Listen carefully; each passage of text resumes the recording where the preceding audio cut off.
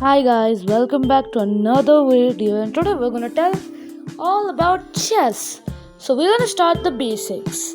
Let's talk about the chess pieces. This is a pawn. A pawn is usually stays in between 2a and 2h for white pawns and a7 and h7 for the black pawns. A pawn can move up to two squares at first, but after the movement, the pawn has to go only one space. The pawn can attack any pieces diagonally.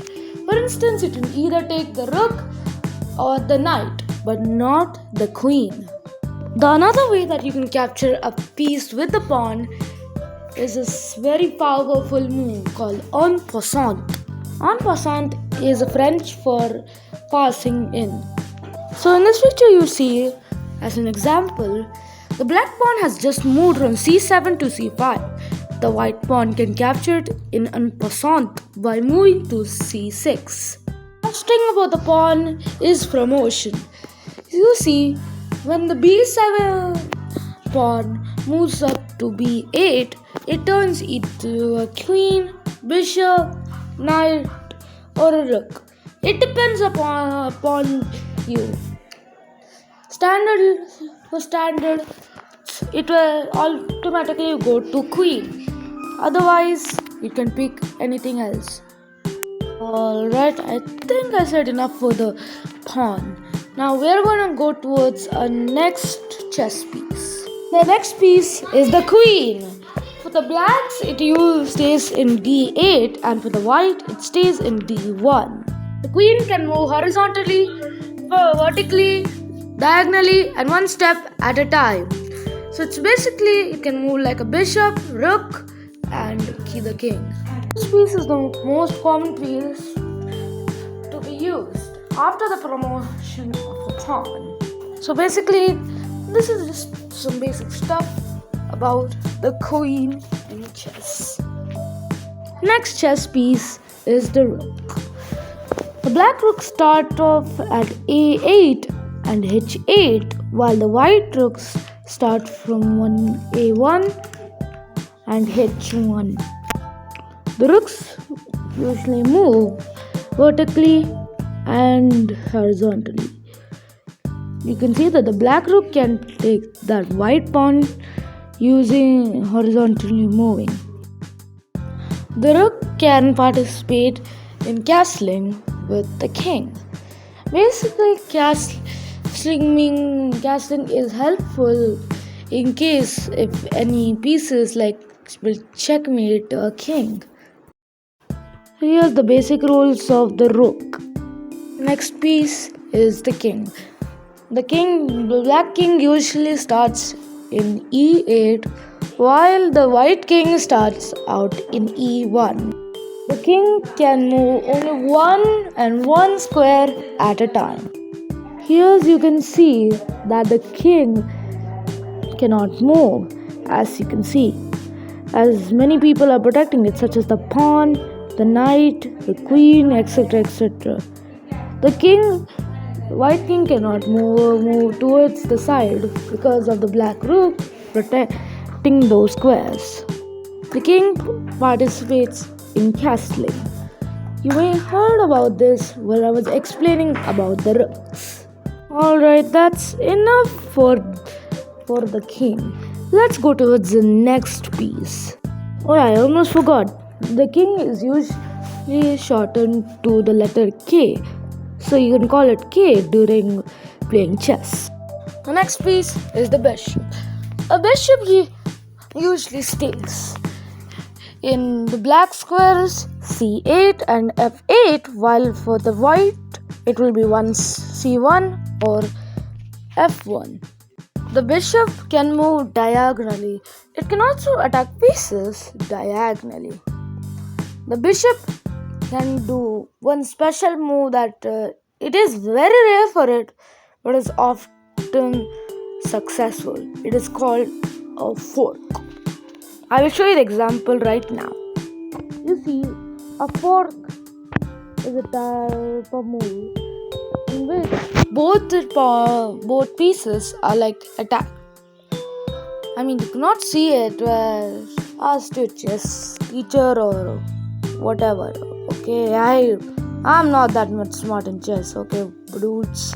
The bishop is extremely useful in case of taking the knight.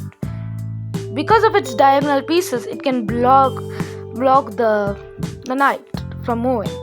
So the knight has no choice but has to get eaten, or they will just stay here, like you can see it. Last but not the least is the knight. Black knight usually spawns at b8 and g8, while the white ones start at b1 and g1. The white ones usually move at the a3 and c3, 3 f3 and h3, while with the white it is a6 and c6 and oh my god, you can read it on the board. This is so difficult to say. It was better. This is not better to say. You could just read it. Okay, guys. But after finally moving your knight at the first time, now the knight would like move like some sort of an uppercase L, weird. One could hear some. I mean, look at the shape. You can imagine that how many combinations of the L that you can make that will be the capital L. I'm gonna tell some more terms in chess. First, checkmate. Checkmate. In any game position, chess and other chess-like games in which a player king is in check, as in threatened with capture, and there is no possible escape. Checkmating the opponent wins the game. The example that you can see here, the white's queen and the king are checkmating black's king. Okay, in chess and similar games, check is a condition that occurs when a player's king is under threat or capture on the opponent's next turn. The king so threatened is said to be in check. A player must get out of check, if possible, by moving king to an unattacked square, interposing a piece between the threatening piece and the king, or capturing the threatening piece. If the player cannot remove the check by any of these options, the game ends in checkmate and the player loses. Players cannot make any move that puts their own king in check. Stalemate is a situation in chess where the player whose turn it is to move is not in check and has no legal move. Stalemate results in a draw. During the endgame, stalemate is a resource that can help the player with the inferior position to draw the game rather than lose. In more complex positions, stalemate is much rarer, usually taking the form of swindle that succeeds only if the superior side is in their territory. Stalemate is also a common theme in endgame studies and other chess problems. Black to move is stalemated. Black is not in check and has no legal move, since every square the king might move to is attacked by white. In chess and other similar games, the ending is a stage of the game after the middle game. The endgame begins when few pieces are left on the board. The line between middle game and endgame is often not clear and may occur gradually or with the quick exchange of a few pairs of pieces. So this is just some few terms about chess. There are a lot more terms, but if I say these terms, we are gonna be here for all day. I hope you like this video. This will may help you to win the next chess game. Yep, and we will see you at the next video. Until then, bye bye.